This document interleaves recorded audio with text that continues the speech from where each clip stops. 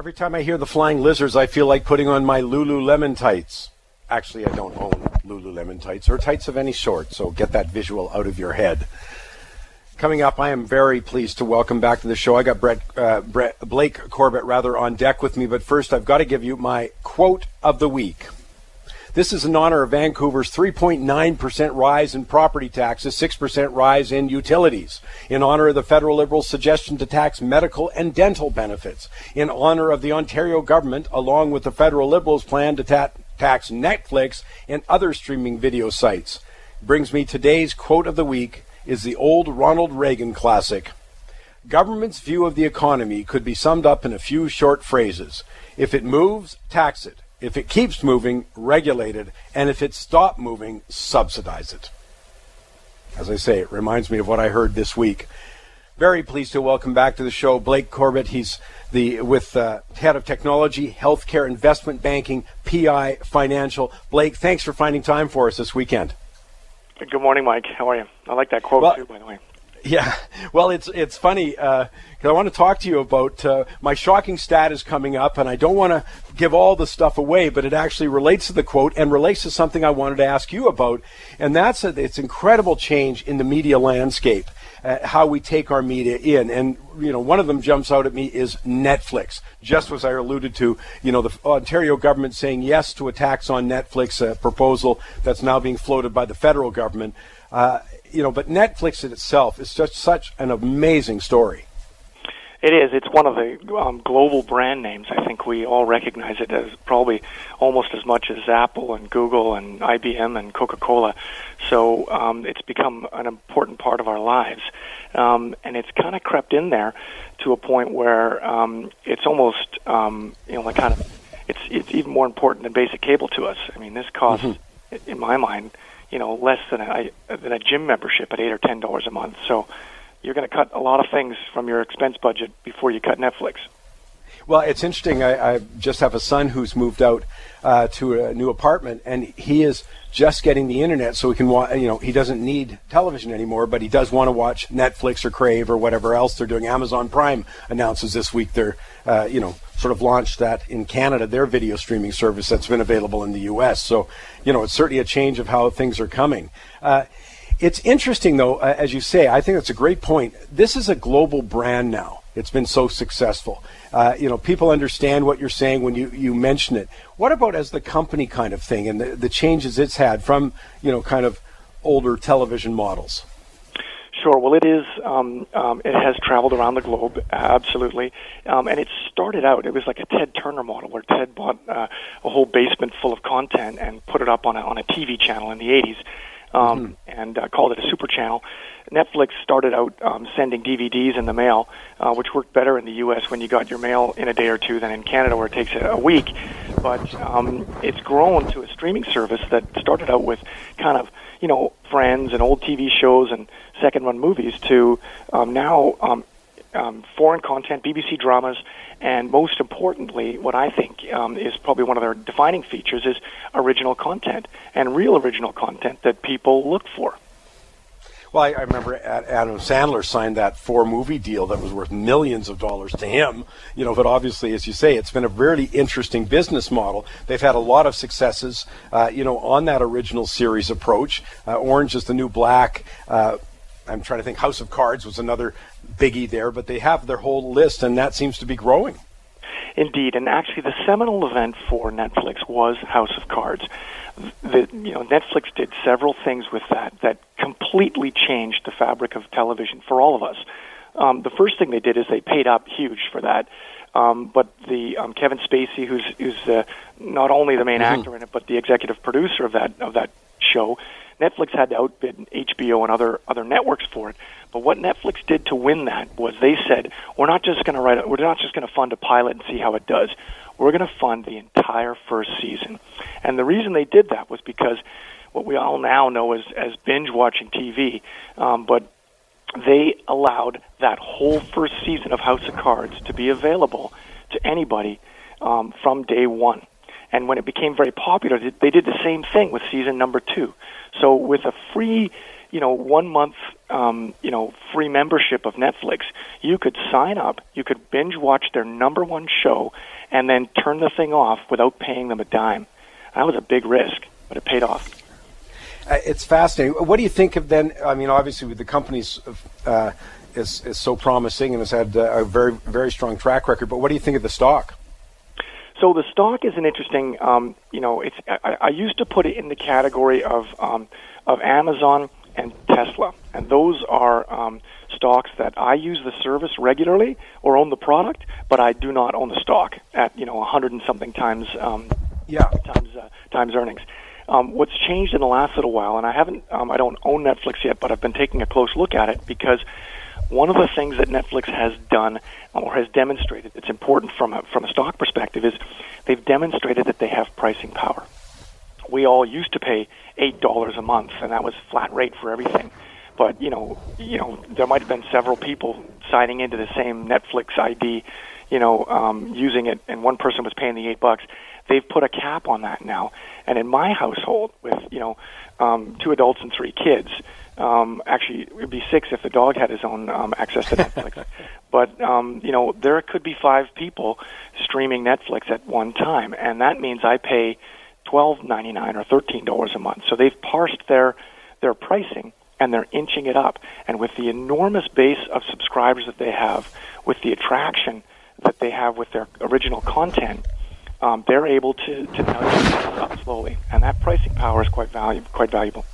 But it is interesting, though, on that basis, is that because they produce this unique content that's found an audience that's very popular, that gives you that pricing power. I can't say, well, I can go get that somewhere else. And I by the way, Crave TV seems to have discovered that. They've had a pretty strong hit with this thing, half-hour comedy show called Letterkenny, and I think they were blown away by it. But now that's their main promotional tool is, they have a new season of Letterkenny starting. And it's the same thing. It gives them a little more, obviously to bring in more customers, but it also gives them a little pricing power when Netflix has had that stable of successful original drama that you can't get anywhere else.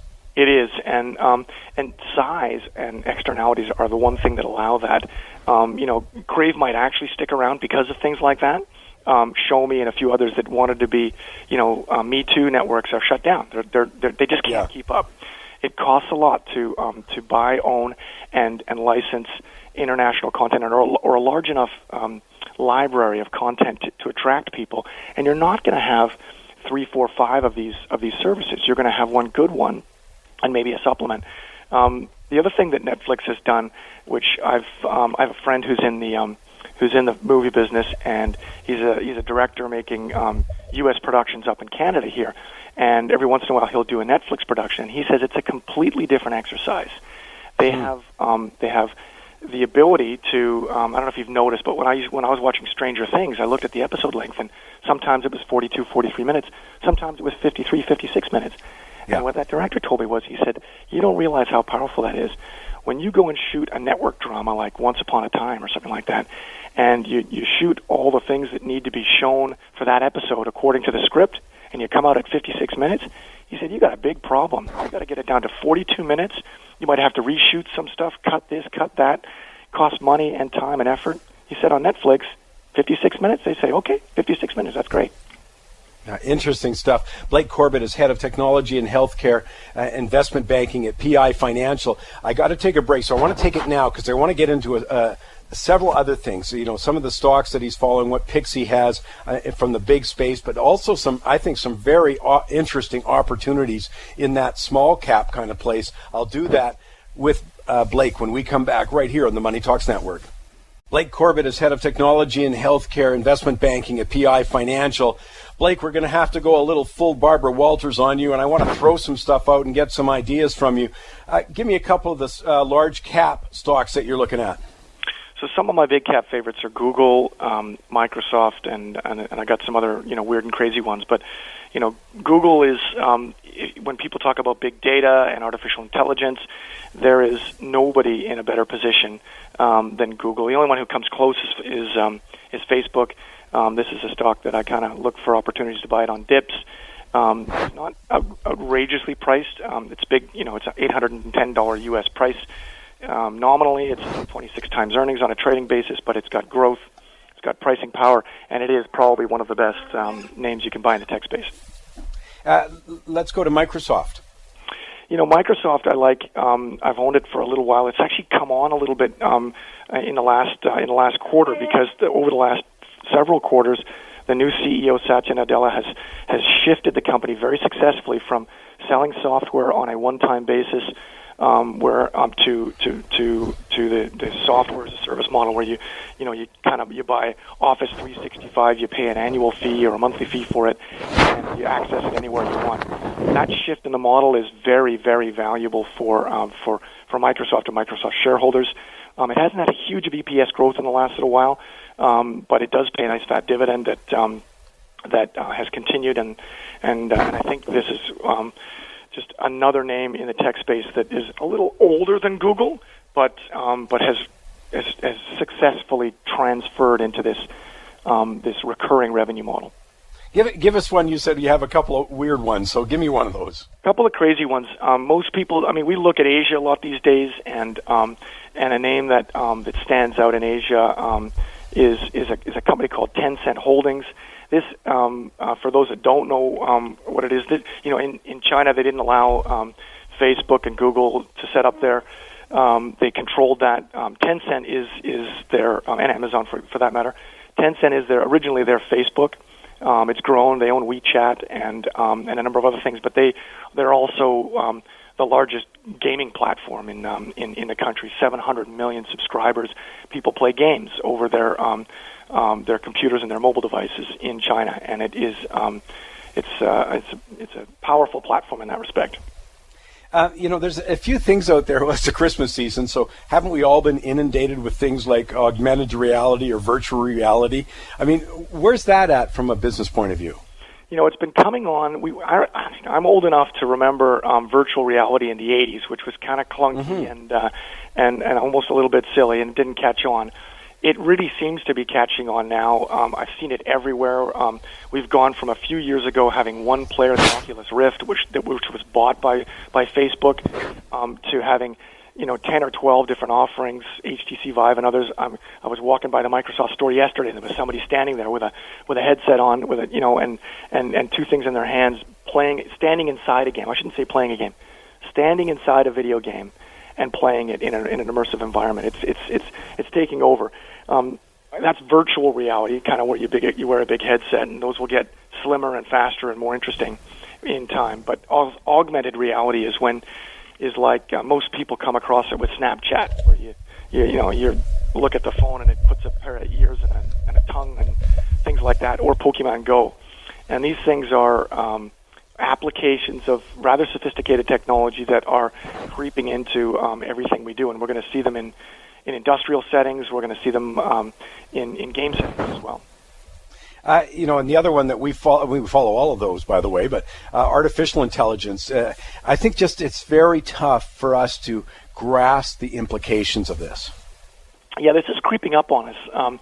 We talked about it a lot. There have been movies about it. There's more and more talk about it these days. But, where we touch artificial intelligence most often on a daily basis is Siri, and on your iPhone or Google Now. I like to call her Google Girl, but you hit a microphone and you ask it a question in plain text, and you get an answer. Generally, it's a pretty good hit. It's not always 100%. The users get better at asking the question in the right way, and the computers get better at delivering an answer.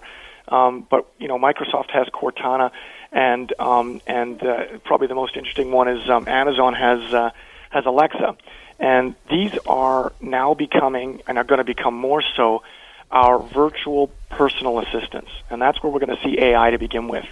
They're going to make appointments for us. They're going to notice our behavior, and they're going to say, "Oh, do you need me to make that appointment for you? Because you haven't put an entry in your calendar. Why don't I do that for you? You're going to talk to Mike Campbell tomorrow morning. Why don't I put that in there with a reminder 15 minutes in advance?" Yeah, incredible. I will not go there, but I will point it out. It's interesting how many of these services are female. That's the voice you're getting, that they've put a gender on it. That's actually, I guess there's some science behind that. I've noticed the same thing. My wife has changed her Siri to a man with an English accent. She's from England, so I don't know what I don't know what that says, but yeah, it's fascinating stuff. Yeah, I got to get going to this very, very quickly. Give me some small caps. There's some really tiny names out there.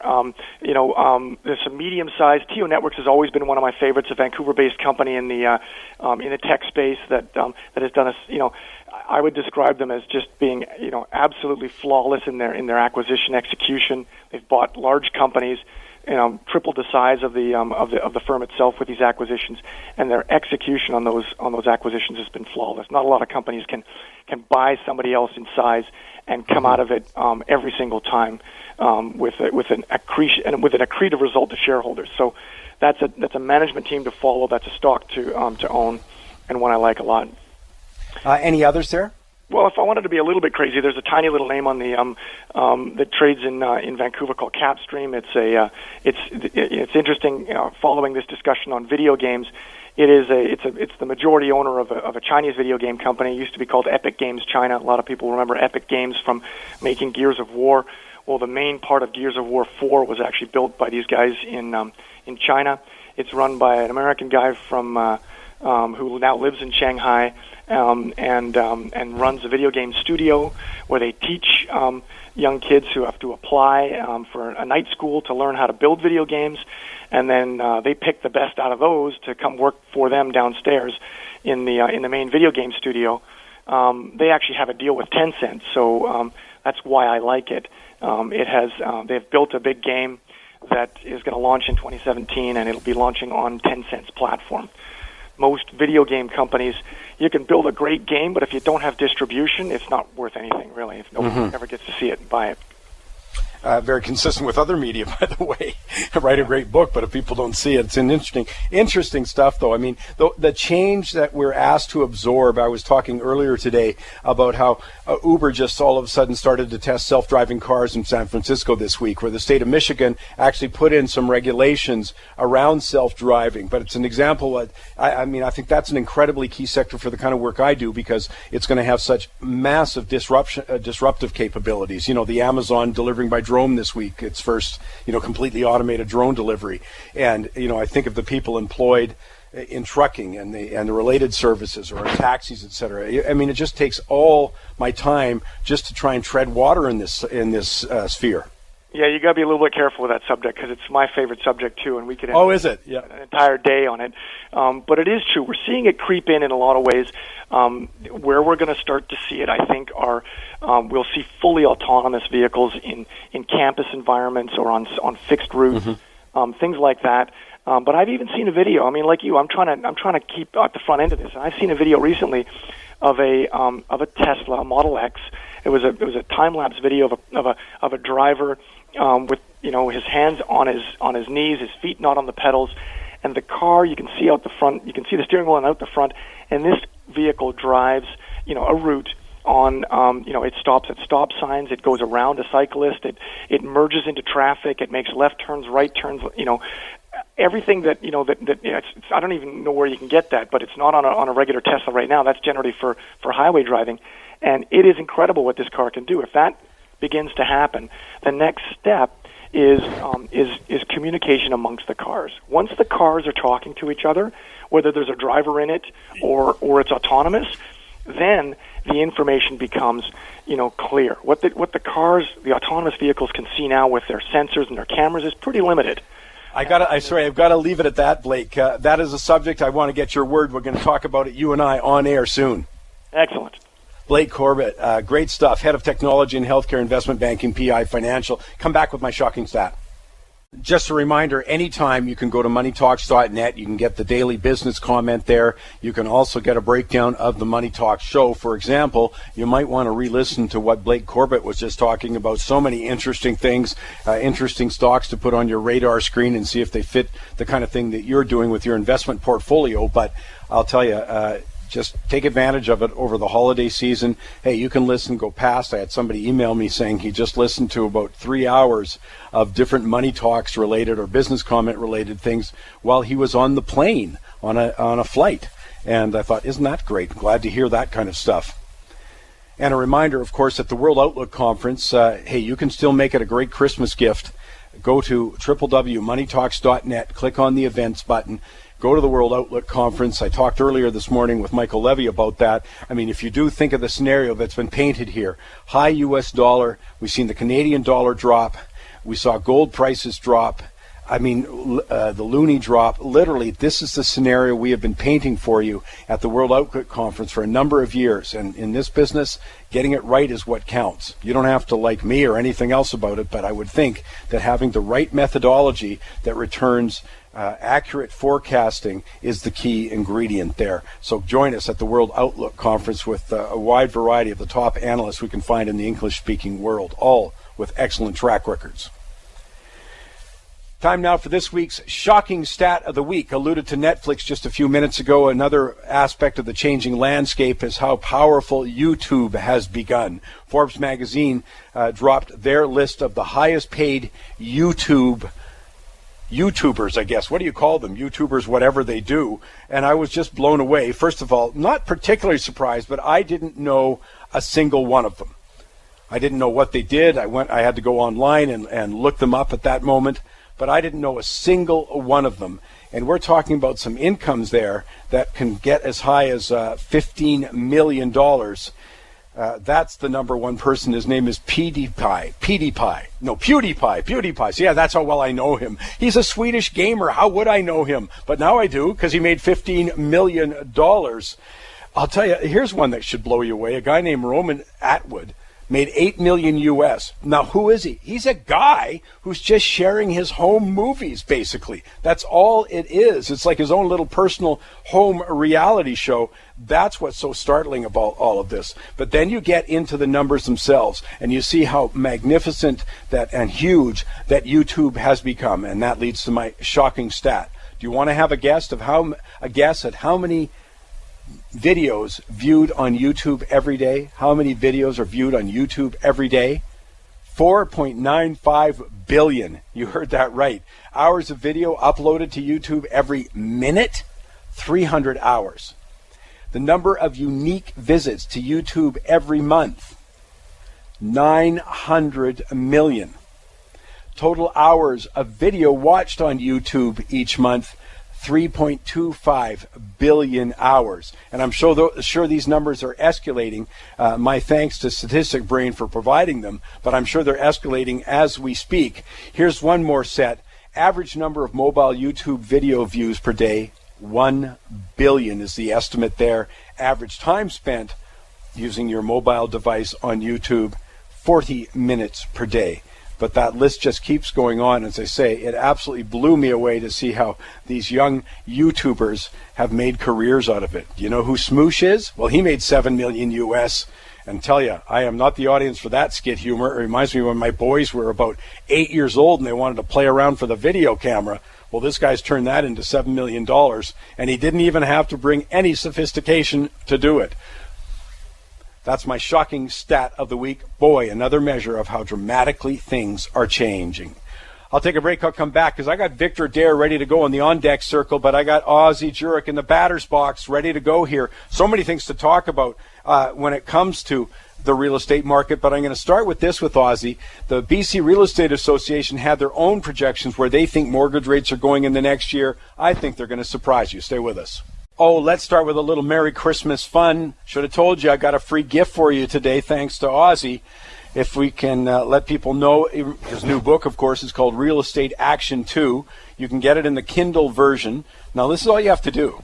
You go to Amazon, and you go to Kindle. Type in Real Estate Action 2, and there you go. You'll be able to download the Kindle version for free. Now, look, let me ask you this.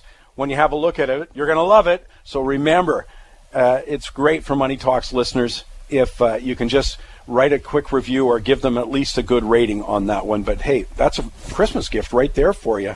It's the Kindle version you can download for free of Ozzie's Real Estate Action 2. So give it a try there, or give it a look. Ozzie joins me on the line right now in tears because he doesn't like the word free associated with anything he's written, but he doesn't have any way of doing any of that. I do. Okay, so Ozzie, I got a couple things. I want to start with the mortgage rate because we were talking earlier with Michael Levy about some of those changes. Now, the BC Real Estate Association has put out a forecast for 5-year mortgages coming in the next year. Can you just share what they are? Yeah, essentially, they of course, we have the qualifying rate, which is the new rules that have been put on the stress test, and they see that to rise to 4.84% by the fourth quarter. And the posted rate, the 5-year mortgage rate, from 3.6% to 3.95% in the second quarter. Now, that's close to 4%. Now, some of those rates, of course, can be negotiated down. But as we believe, and you and I talked about it, is that the banks haven't been given this great Christmas present by the new rules. They can raise the rates, which they've demonstrated within 2 weeks of them being empowered to do so. So after November 30th, the stress test applies, and all the new rules really are affecting the first-time buyer in a fairly negative way. Now, if we go to 4%, my goodness, that's a full 1.5% higher than they could have gotten at the very best 2.5% earlier this year. Let me just keep going with mortgages here for a second. Everybody, I hope, is appreciative that there were new mortgage rules introduced that came into effect in mid-October. But part of the announcements were also new rules that were going to come into effect on November 30th, and that's about mortgage insurance. And, of course, we're past that date. So, Ozzie, can you just elaborate a little bit? Because I found a lot of people just not up to date on that side of the change. Yeah, really, the rule really completely eliminated mortgage insurance for certain categories, which primarily are the first-time buyers. But what has happened, a major bank actually let go nearly all of their staff for their broker channel. Nearly every bank announced a cap of 5 properties that you can own as a maximum if you want to have financing. All banks now charge a premium for rental properties of 0.25%. Most charge a premium for amortization that exceed 25 years. And they won't do a loan over $1 million or give you a surcharge for that. That's just some of the changes that have been taken place in the last month. Yeah, it's incredible. I mean, again, it's this huge, and it's all government, by the way. I mean, it's government coming at one direction, telling me they're worried about affordability, and coming from the other direction, the feds at least are very worried about, they aren't worried about affordability. That's not their priority. They're back to how much is getting lent and the quality of the lending. Exactly. Now, here on the one hand, they reduced interest rates to nothing, and in order to help Ontario exports, which, by the way, hasn't been working at all. And then on the other hand, they put in such absolutely stringent rules and blame us for being too indebted. You know, I mean, it's a crazy thing. The upshot is clear. It's going to be much harder to get financing. I mean, really go out, get a quality mortgage broker, and analyze your portfolio. Expect tighter regulations and policy, less exceptions from your bank, a huge amount of paperwork, and regardless of your credit history or the income or the fine relationship you have with your bank, it will be a lot more difficult to get financing. And I'll tell you, it'd be a lot more difficult for growth in the Canadian economy, given how important real estate is in 7 out of the 10 provinces. And we're definitely seeing a slowdown now, you know, across the board. Look at we report on them regularly. What happened? You know, they were worried about the red hot Greater Vancouver market. Well, I hope they're not worried any longer. They should be worried about something else. Ozzie, I got about. Oh no, let me go to the hot properties right now. Yeah, we've got a great one, I think, today, where we have a 2-level townhouse in Cloverdale. 2 bedrooms and bathroom, new siding, new windows, new doors, new floors, new paint, extensive greenery. It almost feels like a house. And you can move in for Christmas if you have to, but it is no rentals. Last comparable sale was $336,000 in September this year. You can buy it for $299,000. Yeah, it's fascinating, all of these things coming together, by the way. When you look at changes to the mortgage regulations are the big one, the insurance side of that thing, a big one. But you're already in a downtrend, as I think you so well chronicled for our listeners on Money Talks and your subscribers at Jurork.com. Just chronicled it very well, that the peak in that Vancouver market, which the feds are telling us they were looking at, Toronto and Vancouver, happened in April. It's been quite a slide so far. No question about it. And the worrisome thing is, you look across the border, the U.S. has a clearly rising interest rate environment, and you have chronicled that, following the bond crash. But they have announced the three raises already, as Mike pointed out. The odds are higher interest rates. And Mike, we're in a generation that has never seen even normal rates, never mind higher rates. So it'll be, there is some worrying aspects to that. Well, we'll be back to chronicle it in the new year. You get Christmas Eve off. You get New Year's Eve off, as we do on Money Talks. Thank goodness. Hallelujah. That's one reason. That's one Christmas wish that's come true for me. But Ozzy, in the meantime, don't scare too many people in Kimberley. Ozzy is the big guy with the lederhosen on, the short shorts, skiing down the mountain, and have a wonderful Christmas with you and Joe. Thank you very much, and all to your listeners. And remember, Mike, skiing combines outdoor fun with knocking trees down with your face. That's one way to do it. Ozzy Jurek at Jurek.com. And just a reminder, Real Estate Action 2 is available today. Go to Amazon. Just go to the Kindle version. Put in Real Estate Action 2. You can download it for free. Great stuff. I'll take a break. I'll come back. We're going live to the trading desk with Victor Adair. Just a reminder, you can go to the World Outlook Conference February 3rd and 4th. Hey, this is a great Christmas gift. You're a little stumped for somebody. I'm telling you, it's the gift of education. And I'll tell you, you look at the track record, what's gone on there. I reviewed what we did with the small cap portfolio with Keystone Financial. Up again another 30% this year. Pays for its tickets many times over.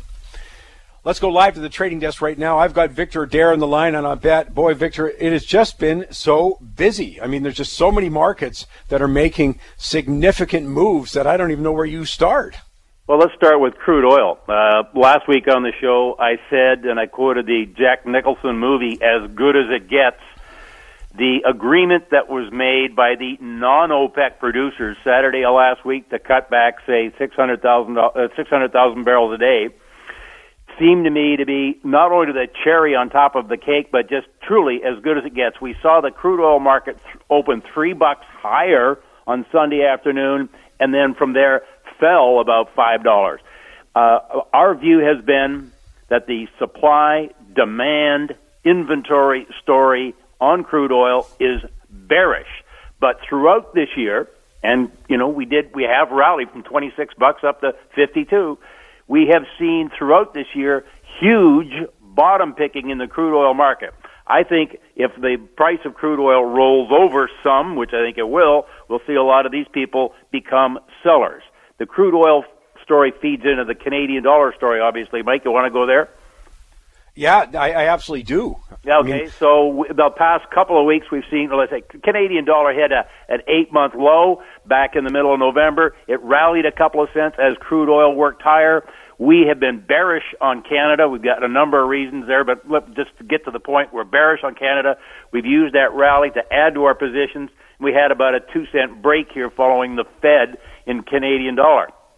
The third market is gold. We have either been short or aside the gold market since the highs it made just following Brexit. This week, we covered the last of our short positions in gold. We now have no position in gold.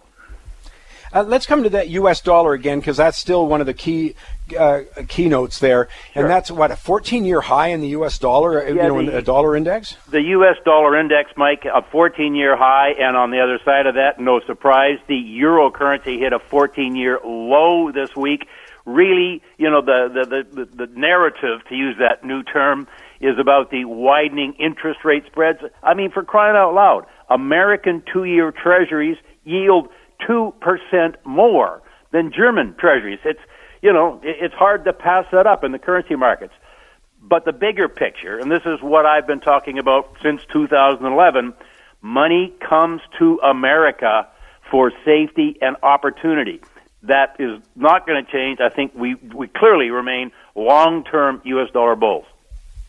Okay, so we're going to the new year. At this time of year, Vic, do you just sort of back off because we're coming to a year end? Volumes will dry up at least in a few of the days, et cetera, and you sort of look at what the year end closes are going to be? The whole liquidity gets out of the market. My son Drew's going to Mexico for a week, so I'm short-handed. No, we've got good-sized positions on in crude and Canadian dollar, and we have some what I call some bets.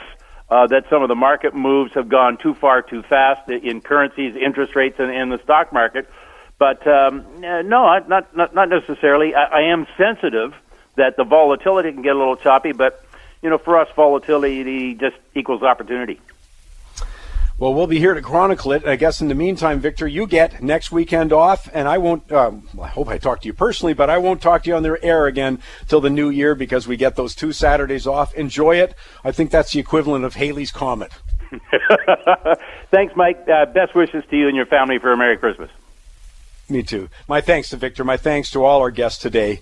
And, of course, it brings us now time for the Goofy Award. And a reminder that Money Talks is brought to you by Solera Club. Solera Club is a royalty-based investment. That means you get paid first. It's in the tech side of things, and there are no fees attached. So for more information, go to soleraclub.com. On to the Goofy. As I mentioned earlier, the latest story designed to discredit the election of Donald Trump and make the Democrats, I think, feel better about their shocking loss is that Russians released the leaked email designed to help Donald Trump. Now, I don't think the fact that Russia is trying to hack government-related emails, especially ones done on a private server, is a big surprise. I mean, cybersecurity is a huge issue, but that's not quite the same thing as the purpose was to help Donald Trump get elected. We also don't know that that's the source of the leaked emails that proved to be so embarrassing to Hillary Clinton, the Clinton Foundation, and the Democratic National Committee. We don't know that Russia's the source there. In fact, many people are saying they're not.